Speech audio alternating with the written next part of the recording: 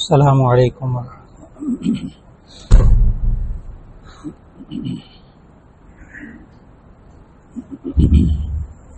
السلام علیکم ورحمۃ اللہ وبرکاتہ۔ نحمده ونصلی علی رسوله الکریم، اما بعد فاعوذ باللہ من الشیطان الرجیم، بسم اللہ الرحمن الرحیم۔ والبدن جعلناها لكم من شعائر الله لكم فيها خير فاذكروا اسم الله عليها صواف وإذا وجبت جنوبها فكلوا منها وأطعموا القانع والمعتر كذلك سخرناها لكم لعلكم تشكرون۔ صدق اللہ العظیم۔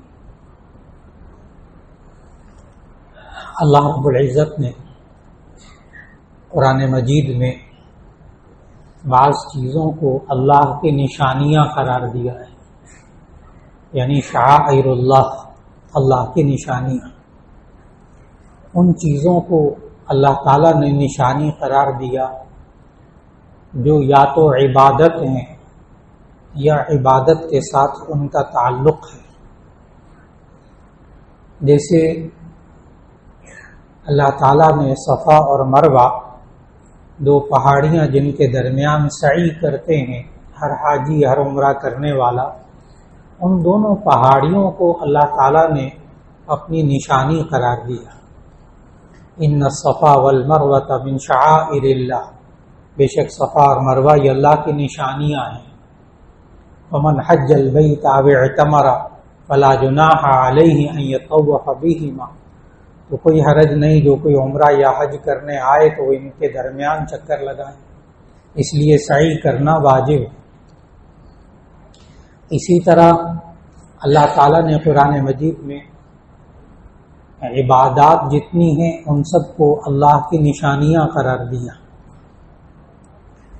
کعبہ بھی اللہ تعالیٰ کی نشانی، اور اسی طرح یہ جو قربانیاں ہیں ان کو بھی اللہ تعالیٰ نے اپنی نشانی قرار دیا۔ جو ابھی آیت تلاوت کی سورہ حج کی، اللہ تعالیٰ نے اس میں فرمایا والبدن جعلناها لکم من شعائر اللہ، اور یہ جو قربانیاں ہیں ان کو اللہ تعالیٰ نے اپنی نشانیوں میں سے بنایا ہے۔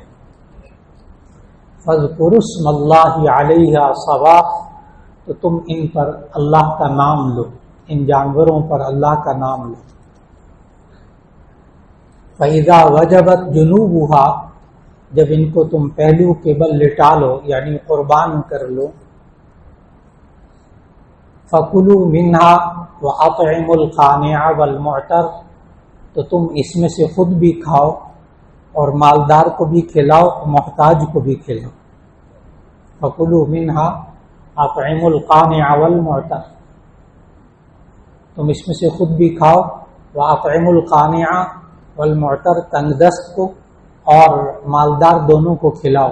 کذالک سخرناها لکم لعلکم تشکرون، اسی طرح اللہ نے تمہارے لیے ان جانوروں کو مسخر کر دیا ہے تاکہ تم اللہ کا شکر ادا کرو۔ یہ ایک ایسی آیت ہے جس سے ہمیں قربانی کی اہمیت اور قربانی کے بارے میں ہمارا عقیدہ کیا ہونا چاہیے یہ واضح ہوتا ہے۔ اس لیے کہ جو قربانی نزدیک آتی ہے، دن نزدیک آتے ہیں، تو بہت سے لوگوں کے ذہنوں میں باقاعدہ شبہات ڈالے جاتے ہیں، خاص طور پر ہمارا ہمسایہ ملک جہاں وہ گائے کو گاؤ ماتا کہتے ہیں، اپنی ماں کا درجہ دیتے ہیں اور اس کا تقدس ہوتا ہے۔ ایک مسلمان اس علاقے میں گائے ذبح کرتا ہے، پورے علاقے کو وہاں ذبح کر دیتے ہیں، ابھی بھی یہ سلسلہ جاری ہے۔ تو وہ لوگ وہاں سے میڈیا، سوشل میڈیا، وہ سارا شروع ہوتا ہے کہ یہ مسلمان کتنے بے رحم ہیں، کتنے ظالم ہیں، جو ان 3 دنوں کے اندر یہ اتنا جانوروں پر ظلم کرتے ہیں۔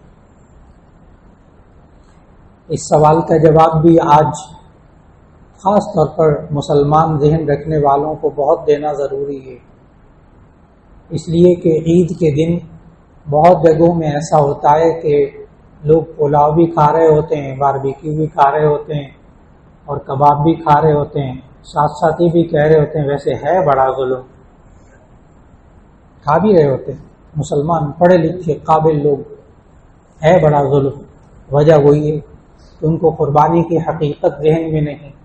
تو اس سوال کا جواب بھی آج کی نشست میں سمجھنا بہت ضروری ہے کہ یہ جو قربانی کا عقیدہ اور عمل اللہ تعالیٰ نے ہمیں بتایا کہ اللہ کی نشانیوں میں سے ہے۔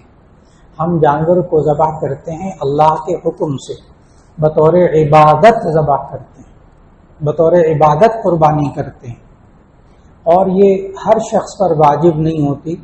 یہ کس پر واجب ہوتی ہے؟ جو صاحب نصاب ہو، زکوٰۃ کے نصاب کے برابر اس کے پاس مال ہو، تب اس پر قربانی واجب ہوتی، ہر ایک پر واجب نہیں ہوتی۔ نبی صلی اللہ علیہ وسلم نے 200 درہم بتائے کہ کسی کے پاس 200 درہم ان 3 دنوں میں 10، 11، 12 ذوالحج، ان 3 دنوں میں اگر 200 درہم یا اس کے برابر پیسے اس کے پاس موجود ہوں تو اس پر زکوٰۃ فرض ہوتی ہے۔ گزشتہ جمعے کو جب میں نے بتایا اس وقت چاندی کا ریٹ تھا 1 تولے کا 2650 روپیہ، اور آج اس جمعے کو چاندی کا ریٹ ہے مارکیٹ میں 2550 روپے تولا۔ تو 200 درہم جو ہے وہ 1 درہم ہوتا ہے 3 گرام 62 ملی گرام چاندی، یعنی یہ بنے گی 612 گرام چاندی، جس کو ہم کہتے ہیں 52.5 تولہ چاندی۔ تو آپ کے لیے آسان سا حساب ہے کہ اگر 1 تولہ چاندی 2550 روپے کی ہو تو 52.5 تولہ چاندی بنے گی 1,33,000 اور کچھ روپے کی۔ تو اس کا مطلب یہ ہوا کہ اگر ان 3 دنوں میں کسی شخص کے پاس 1,33,000 روپیہ بچت پڑی ہوئی ہو تو اس پر قربانی واجب ہوگی، ورنہ نہیں۔ یہ بہت اس سوال کا جواب ہے، جو یہ سوال بہت چل رہا ہے کہ جی مہنگائی کے دور میں قربانی، جی مہنگائی تو یہ قیامت تک ہوتی رہے گی، لیکن اس کے ساتھ ساتھ صاحب نصاب ہونا بھی بدلتا رہے گا۔ ایک وقت وہ تھا جب 100 روپے، ایک بزرگ یہاں تشریف فرما ہے، 100 روپیہ تولہ چاندی انہوں نے اپنی زندگی میں دیکھی ہے، جو موجود ہے یہاں 100 روپیہ تولہ چاندی انہوں نے اپنی زندگی میں دیکھی۔ تو یہ بڑھتا رہے گا اسی طرح، اور اسی طرح مہنگائی بڑھتی رہے گی، اور اسی طرح نصاب بڑھتا رہے گا۔ یہ اللہ کا نظام ہے، شروع سے لے کے آپ تک یہی چلا آ رہا۔ اس لیے ایک سوال کا جواب تو یہ ہوا کہ قربانی ہر شخص پر واجب نہیں، بلکہ صاحب نصاب پر، جس کے پاس 1,30,40 ہزار روپیہ بچت موجود ہو، اور وہ بھی 10، 11، 12 ذوالحجہ،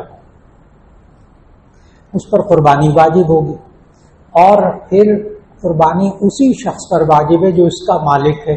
اگر بیوی کے پاس سونا ہو تو سونا 7.5 تولے سونا، اگر 7.5 تولے سونا نہ ہو، 5 تولے ہو، 4 تولے ہو، تو اس پر قربانی واجب نہیں ہوگی۔ ہمارے معاشرے میں عام طور پر بیوی کے پاس 7.5 تولے سونا ہوتا ہے، لیکن اس کے پاس پیسے نہیں ہوتے، اور شوہر کے پاس اتنی بچت نہیں ہوتی، لہذا قربانی شوہر پر تو واجب نہیں ہوتی، بیوی پر واجب ہوتی۔ تو کیا شوہر بیوی کی طرف سے قربانی دے سکتا ہے اپنے پیسوں میں سے؟ تو اس کے لیے ایک اصول سمجھ لینا چاہیے کہ ہمیں دین نے جتنی عبادات کا حکم دیا ہے وہ 3 قسم کی ہیں۔ نمبر 1 جسمانی عبادت، خالص جسمانی عبادت۔ نمبر 2 خالص مالی عبادت۔ نمبر 3 جسمانی اور مالی دونوں طرح کی عبادت۔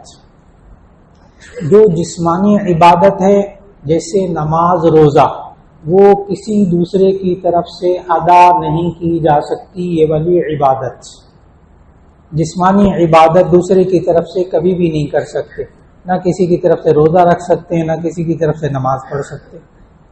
لیکن خالص مالی عبادت، پیسہ جس کے ساتھ تعلق رکھتا ہو، جیسے زکوٰۃ، زکوٰۃ دوسرے کوئی بندہ دے دے جائز، صدقہ کوئی دوسرا دے دے جائز، اب شوہر بیوی کی طرف سے زکوٰۃ دے دے جائز، آپ کسی کی طرف سے بھائی بیٹھا ہوا ہے باہر کے ملکوں میں بیمار ہے، آپ اس کی طرف سے صدقہ کر رہے، جائز، کیونکہ مالی عبادت ہے، وہ کسی دوسرے کی طرف سے بلا تکلف کی جا سکتی ہے۔ تیسری عبادت ہے جو کہ مالی بھی ہو بدنی بھی ہو، جیسے حج۔ اب حج جو ہے وہ مالی بھی ہے بدنی بھی ہے، یہ عذر کی وجہ سے دوسرے کی طرف سے کیا جا سکتا ہے، بغیر عذر کے دوسرے کی طرف سے نہیں کر سکتے۔ بہت بوڑھا ہو گیا شخص، بہت بیمار، اس پر حج فرض تھا، بیچارہ نہیں کر سکا، انتقال ہو گیا، اب اس کے مال میں سے حج بدل دوسرے کی طرف سے ہو رہا۔ اب قربانی یہ بھی مالی عبادت، قربان جان ہوتی ہے لیکن یہ خالصتاً مالی عبادت، چنانچہ یہ قربانی دوسرے کی طرف سے بھی کی جا سکتی ہے، مرحوم کی طرف سے بھی قربانی کی جا سکتی ہے، والد کا انتقال ہو گیا، والدہ کا انتقال ہو گیا، اس کی طرف سے آپ قربانی کر رہے ہیں، بالکل جائز۔ اور اس قربانی کے گوشت کو یہ بھی ہمارے معاشرے میں ایک مشہور ہے کہ جی اگر مرحومین کی طرف سے قربانی کی جائے تو وہ صدقہ ہوتا ہے، وہ بندہ خود نہیں کھا سکتا، یہ قرآن و حدیث کے مطابق نہیں ہے۔ اگر آپ قربانی کر رہے ہیں نا تو وہ پھر امیر بھی کھا سکتا ہے، غریب بھی کھا سکتا ہے، چاہے آپ اپنے ماں باپ کی طرف سے، مرحوم ماں باپ کی طرف سے کریں یا کسی اور کی طرف سے کریں، جائز۔ بہت سے لوگ نبی صلی اللہ علیہ وسلم کی طرف سے قربانی کرتے ہیں تو وہ خود بھی کھا سکتے ہیں، امیر بھی کھا سکتا ہے۔ یہ آیت جو میں نے شروع میں تلاوت کی، اس میں اللہ تعالیٰ نے یہی بتایا، وَكُلُوا مِنْهَا، تم خود بھی اس میں سے کھاؤ، وَأَطْعِمُوا الْقَانِعَ وَالْمُعْتَرَ، اور تنگ دست کو بھی کھلاؤ، مالدار کو بھی کھلاؤ۔ اس لیے غریب کو بھی قربانی کا گوشت دے سکتے ہیں، امیر کو بھی دے سکتے ہیں، سارا گھر میں بھی رکھ سکتے ہیں، سارا تقسیم بھی کر سکتے ہیں، لیکن 3 حصوں میں کر لیا جائے تو وہ مستحب کہ ایک حصہ اپنے لیے، ایک حصہ غریبوں کے لیے، ایک حصہ رشتہ داروں کے لیے۔ اب ایسی صورت کے اندر یہ سوچنا کہ یہ ظلم ہے یا نہیں ہے، اس کو ذرا سمجھنا ہوگا کہ ظلم کے مد مقابل جو بات بولی جاتی ہے، لفظ ہوتا ہے وہ ہے عدل۔ ہم لفظ بولتے ہیں، ظلم کا لفظ بولتے ہیں، ظلم کے مقابلے میں ہے عدل، انصاف۔ عدل کس کو کہتے ہیں؟ جس کا جو حق ہے وہ اس کو دے دیا جائے، اس کو عدل کہتے ہیں۔ اور ظلم اس کو کہتے ہیں جس کا جو حق ہے وہ ادا نہ کیا جائے۔ بہت آسان سی بات، اس لیے جب آپ کو مکمل آج سمجھنا بہت ضروری ہے۔ ہمارے بعض نوجوان بیچارے قابل پڑھے لکھے، وہ بھی کہتے ہیں بڑا ظلم ہے، ویسے ہی دیکھا نہیں جاتا میرے سے۔ اصل میں ان کو قربانی کا معلوم نہیں کہ قربانی ہے کیا چیز۔ قربانی میں ظلم نہیں ہوتا، قربانی میں بے رحمی نہیں ہوتی، قربانی میں جذبہ رحم کو قربان کیا جاتا ہے۔ دونوں باتوں میں فرق کرنا ہے۔ بے رحمی پر گناہ ہوتا ہے، جذبہ رحم کو قربان کرنے پر ثواب ملتا ہے اگر وہ اللہ کے حکم کے مطابق، اگر وہ اللہ کے حکم کے مطابق۔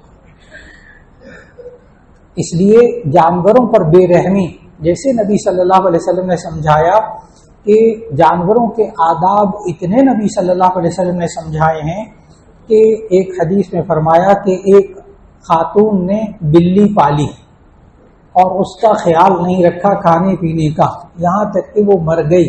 نبی صلی اللہ علیہ وسلم نے فرمایا کہ اس کو عذاب میں مبتلا کیا گیا اس وجہ سے کہ اس نے جانور کو تکلیف پہنچائی۔ پھر اسی حدیث میں ہے کہ نبی صلی اللہ علیہ وسلم نے فرمایا کہ ایک شخص جو کہ گناہگار تھا اور اس نے ایک پیاسے کتے کو دیکھا، اور اپنے، یا خاتون تھی جس نے پیاسے کتے کو دیکھا اور کپڑے کو پھاڑ کر اس کی رسی بنا کر اپنے جوتے یا موزے کو کنویں میں لٹکایا اور پیاسے کتے کو پلایا، اللہ نے اس گناہگار کی مغفرت فرما دی۔ جذبہ رحم نبی صلی اللہ علیہ وسلم نے خوب سکھایا، بے رحمی کو گناہ قرار دیا، لیکن وہ رحم جو انسان کے دل کے اندر ہوتا ہے اس کو جب قربان کیا جائے اس کو قربانی کہتے ہیں۔ لفظ قربانی یہ قرآن مجید میں بھی آیا، سورہ مائدہ میں، اذ قربا قربانا فتقبل من احدہما ولم يتقبل من الآخر۔ قربان کا لفظی مطلب ہوتا ہے ما یتقرب به الی اللہ، جس چیز کے ساتھ اللہ کا قرب حاصل کیا جائے اسے قربانی کہتے ہیں. بس اوقات کہہ دیتے ہیں بھئی آپ اپنے وقت کی بھی قربانی کریں، آپ اپنے پیسے کی قربانی کریں، آپ اپنے جذبات کی قربانی کر دیں. تو وہ قربانی کیا کہ اللہ کی خاطر اپنی جان مال کو خرچ کرنا اللہ کے حکم کے مطابق یہ کہلاتا ہے قربانی. اور ہم یہ جو قرآن مجید میں اللہ تعالیٰ نے حکم دیا قربانی کا، یہ وہ ہے جس کا تعلق جانور کے ساتھ ہے. اس لیے ایک بالکل واضح جواب ذہن میں رکھنا چاہیے کہ مسلمان جب اس میں جانوروں کو ذبح کرتے ہیں تو یہ بے رحمی نہیں ہوتی، جذبہ رحم کو قربان کرنا ہوتا ہے. اور اس کی بنیادی اصل بات بیچ میں کیا ہے؟ اصل بات بیچ میں یہ ہے کہ ہمارے معاشرے میں اب یہ ہو چکا کہ جی جانور لے لیا عید سے ایک دن پہلے 2 دن پہلے، اور پھر اس کو عید والے دن قصائی کے حوالے کر دیا، اور قصائی نے گوشت بنا دیا، ذبح بھی کر دیا اور ہم نے کھا لیا. ہمارے ہاں قربانی کا یہ والا تصور عملی طور پر. اور اب اخبارات میں بھی دیکھا، اپنے اشتہارات میں بھی دیکھا کہ اب وقت قربانی شروع ہو گئی کہ غریبوں کی مدد کرنے کے لیے آپ حصہ ڈال دیں، آپ کا حصہ گھر تک پہنچ جائے گا. ایسی کمپنیاں بھی وجود میں آ گئیں کہ جی آپ کو جانور پلانے کی بھی تکلف کرنے کی ضرورت نہیں، آپ بکرا لینا چاہتے ہیں، آپ گائے کا حصہ ڈالنا چاہتے ہیں، پیسے جمع کرائیں، قربانی کا گوشت بنا بنایا آپ کے گھر پہنچ جائے گا. بہت اچھا سہولت ہے. لیکن آہستہ آہستہ قربانی کی حقیقت جو ذہنوں میں ہونی چاہیے تھی وہ ختم ہو رہی. اور اگر جیسے آپ بزرگ حضرات اپنی زندگیوں میں چند سال پہلے، چند دہائیاں پہلے سوچیں کہ وہ 2 ہفتے پہلے، مہینہ پہلے بکرا لے آئے، کوئی گائے لے آئے، کوئی چھترا لے آئے، اس کو باندھا، اس کا خیال رکھا، بچوں نے بھی خیال رکھا، آپ نے بھی خیال رکھا. یقین جانیں کہ عید والے دن بچے بھی کہتے ہیں اس کو ذبح نہ کریں، کوئی اور جانور لے آئیں، کیونکہ وہ جانور سے محبت ہو جاتی، تعلق ہو جاتا ہے. یہ بھی اللہ کا نظام ہے، کسی کو انکار نہیں کر سکتا. جانوروں سے بھی محبت ہو جاتی ہے. اگر نہیں ہے تو کسی کبوتر پالنے والے کو دیکھیں جس نے کبوتر پالے ہوئے ہوں.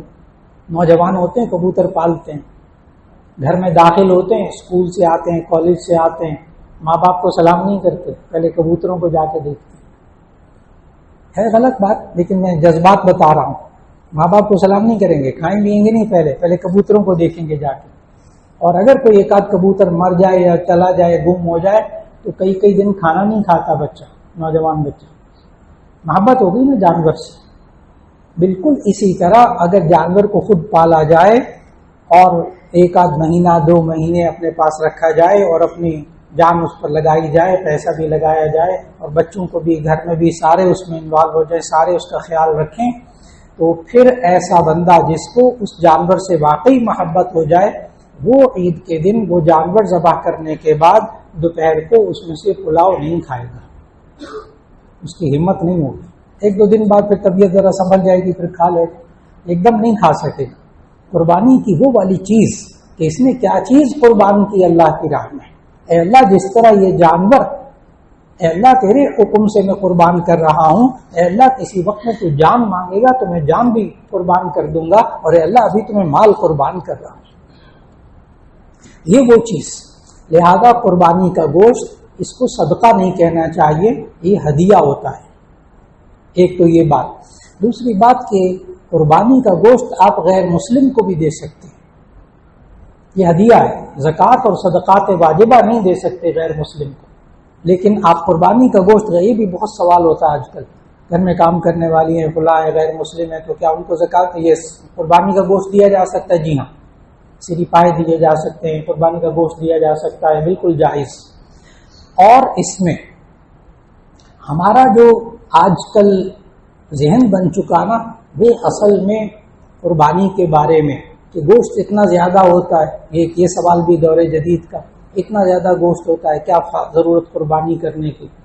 اور اللہ نے قرآن مجید میں ہمیں بتایا کہ قربانی کا تعلق گوشت کے ساتھ ہے ہی نہیں. آیت پڑھتا ہوں، لن ینال اللہ لحومها ولا دماؤها ولکن ینالہ التقوی منکم. اللہ کو ان قربانیوں کا نہ گوشت پہنچتا ہے نہ خون پہنچتا ہے، لیکن تمہارا تقوی پہنچتا ہے، تمہارے دل کی پرہیزگاری پہنچتی ہے کہ تم نے اللہ کے لیے ایک جان کو قربان کیا.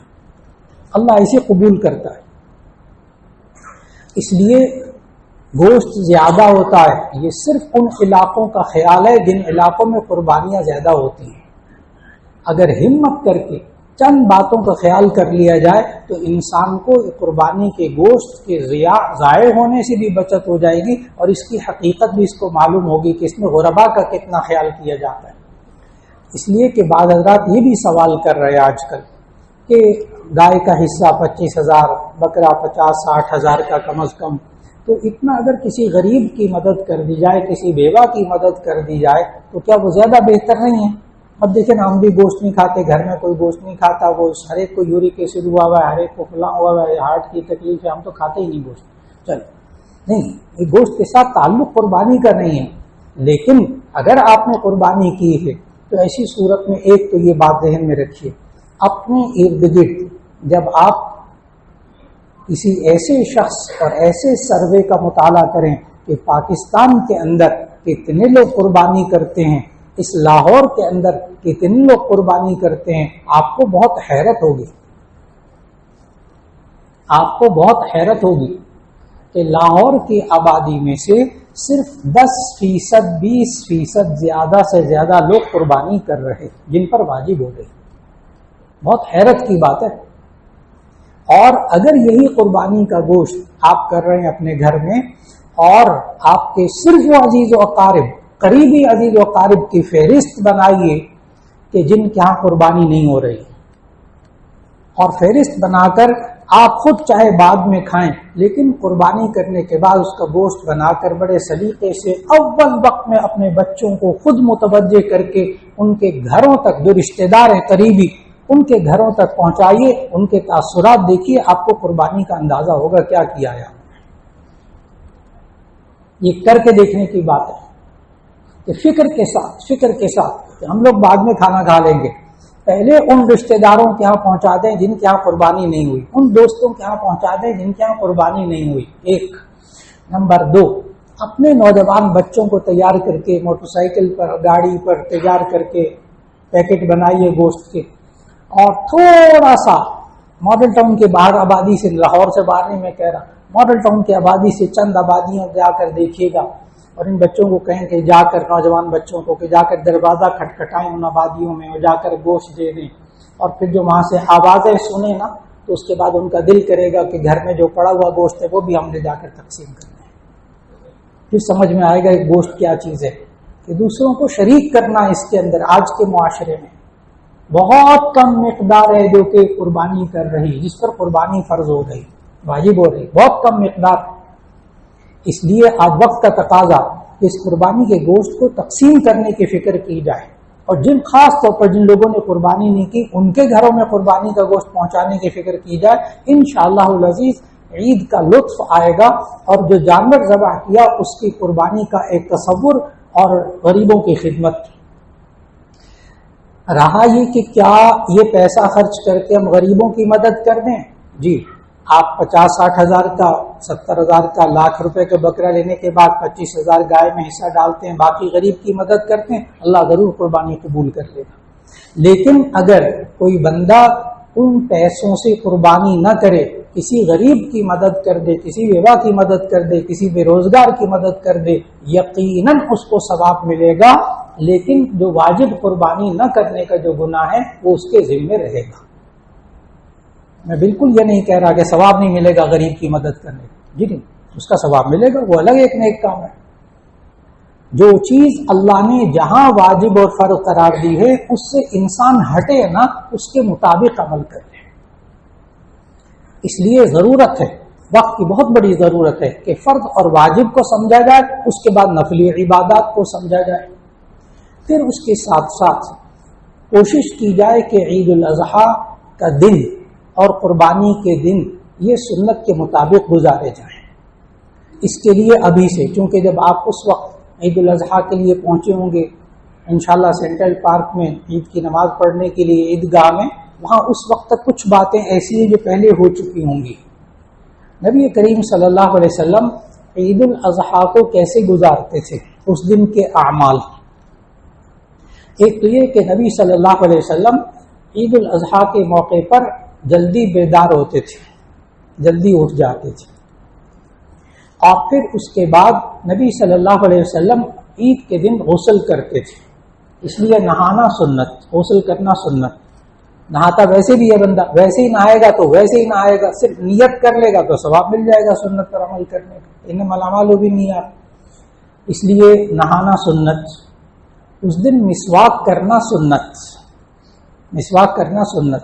خوشبو لگانا سنت. اپنے کپڑوں میں سے بہترین کپڑے پہننا، اچھے کپڑے پہننا سنت. وہاں نئے کا لفظ نہیں ہے، وہ احسن ثیابہ کے لفظ ہیں. اپنے کپڑوں میں سے بہترین کپڑے انسان وہ پہن لے، وہ بھی سنت. پھر اس کے بعد نبی صلی اللہ علیہ وسلم عید الفطر کے موقع پر، چھوٹی عید کے موقع پر جب نماز پڑھنے کے لیے جاتے تھے تو اس وقت نبی صلی اللہ علیہ وسلم کچھ میٹھا کوئی چیز کھا کر جاتے تھے، یہ حدیث میں ثابت ہے. لیکن عید الاضحیٰ کے موقع پر نبی صلی اللہ علیہ وسلم عید کی نماز کے لیے جانے سے پہلے کچھ نہیں کھاتے تھے اور واپس آ کر قربانی کے گوشت میں سے اس دن پہلا لقمہ کھاتے تھے.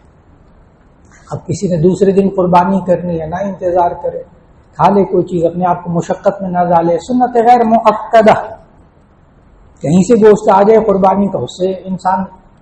لیکن اس دن بعض لوگ کچھ کھاتے نہیں ہیں، عید کی نماز پڑھ کر آ جاتے ہیں، بھی قصائی نہیں آیا ہوتا تو پوچھتے ہیں آپ کچھ کھا لیں، تو گھر والے کہتے ہیں یہ آج انہوں نے روزہ رکھا ہوا، اب یہ روزے سے، یہ مشہور ہے ہمارے معاشرے میں، ابھی روزہ رکھا ہوا.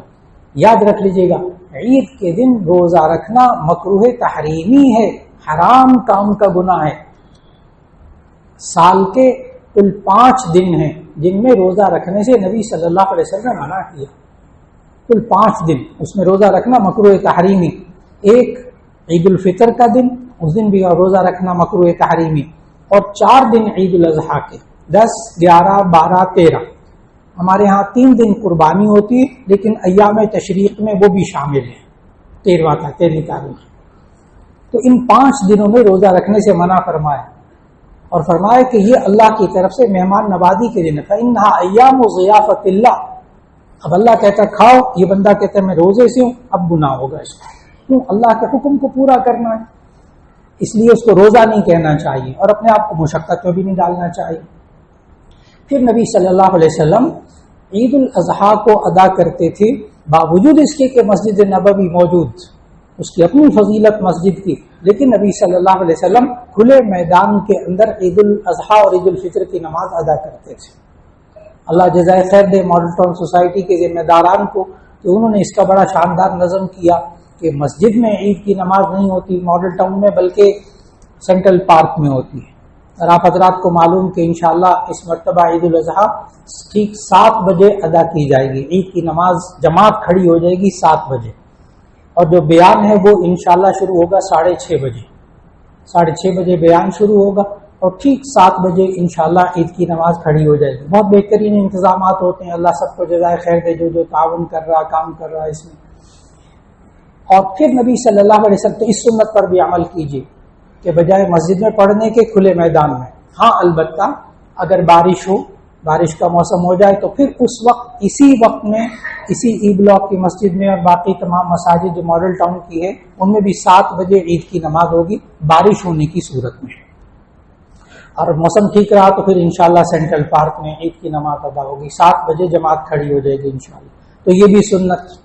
اچھا، نبی صلی اللہ علیہ وسلم عید الفطر کی نماز تاخیر سے پڑھتے تھے اور عید الاضحیٰ کی نماز ذرا جلدی پڑھ لیتے تھے. یہ بھی بہت سے لوگ سوال کرتے ہیں کہ جی عید الاضحیٰ کی نماز کہیں جلدی ہو رہی، بہت جلدی ہو رہی. جی بالکل، 1.5 گھنٹے 2 گھنٹے کے بعد، سورج نکلنے کے 1.5-2 گھنٹے کے بعد عید کی نماز پڑھ لیجیے. اور سورج آج کل نکل رہا 5 بجے، اس لیے بہت سے لوگ یہ سوال کر رہے ہیں کہ جی 5:30 بجے بعض جگہ عید کی نماز کا اعلان ہو چکا ہے تو کیا نماز ہو جائے گی؟ جی اس کا جواب یہ کہ آپ سورج طلوع ہونے کے 15-20 منٹ بعد عید کی نماز پڑھ سکتے ہیں، جائز. یہ بھی اس لیے تاکہ لوگوں کو جو شبہ ہوتا ہے کہ وہاں عید کی نماز ہو جاتی ہے، تو اس کا جواب ہے کہ جی ہاں ہو جاتے ہیں. ایک نبی صلی اللہ علیہ وسلم نے یہ بھی ہدایت کی کہ عید الاضحیٰ میں جہاں لوگ قربانی کرنا چاہتے ہوں اور وہاں عید کی نماز ہوتی ہو تو اس جگہ عید کی نماز سے پہلے قربانی نہیں ہوتی. یہ ایک بات ذہن میں رکھنی چاہیے کہ جہاں عید کی نماز ہوتی ہے جس علاقے میں، وہاں کے لوگ عید کی نماز پڑھنے کے بعد اگر کوئی بندہ 5:30 بجے نماز پڑھ کے آ گیا اور 6 بجے قربانی ہو گئی جائز، لیکن جہاں 7 بجے ہو رہی ٹھیک ہے آپ نماز پڑھ کر قربانی کر لیجیے۔ البتہ دیہات کے اندر، دیہات میں وہاں عید کی نماز نہیں ہوتی تو وہاں صبح سورج طلوع ہونے کے بعد بھی قربانی کی جا سکتی ہے جہاں نماز نہیں ہوتی۔ جہاں نماز ہوتی ہے عید کی وہاں عید کی نماز کے بعد قربانی کر لیجیے۔ پھر نبی صلی اللہ علیہ وسلم کی ایک سنت یہ تھی کہ پیدل تشریف لے جاتے تھے عید الاضحیٰ کی نماز پڑھنے کے لیے، اور راستے میں بلند آواز سے تکبیرات کہتے تھے، تکبیرات تشریق، اللہ اکبر لا الہ الا اللہ اللہ اکبر وللہ الحمد۔ اور یہ تکبیرات تشریق ایک واجب عمل بھی ہے، اس طرف بھی توجہ رکھیے گا۔ 9 ذوالحج سے لے کر 9 ذوالحج ہوگی ہمارے ہاں بدھ کو، جمعرات کو عید ہے 10 تاریخ، اور بدھ کے دن سے 9 10 11 12 13 تاریخ کو عصر کی نماز کے بعد تک، 9 تاریخ کی فجر کی نماز سے لے کر 13 تاریخ کی عصر کی نماز کے بعد تک ہر فرض نماز کے بعد ایک مرتبہ تکبیر تشریق کہنا واجب ہے۔ اللہ اکبر لا الہ الا اللہ، مرد اونچی آواز سے ہر فرض نماز کے بعد ایک مرتبہ، مرد پر بھی عورت پر بھی۔ یہ بدھ کے دن شروع ہو جائے گی اور پھر 13 تاریخ کی عصر کی نماز کے بعد تک یہ تکبیرات تشریق واجب۔ اللہ رب العزت ہم سب کو جس پر قربانی واجب ہو اللہ قربانی کرنے کی توفیق عطا فرمائے، اسے قبول بھی فرمائے اور سنت کے مطابق عید کو ادا کرنے کی توفیق عطا فرمائے۔ وآخر دعوانا الحمدللہ۔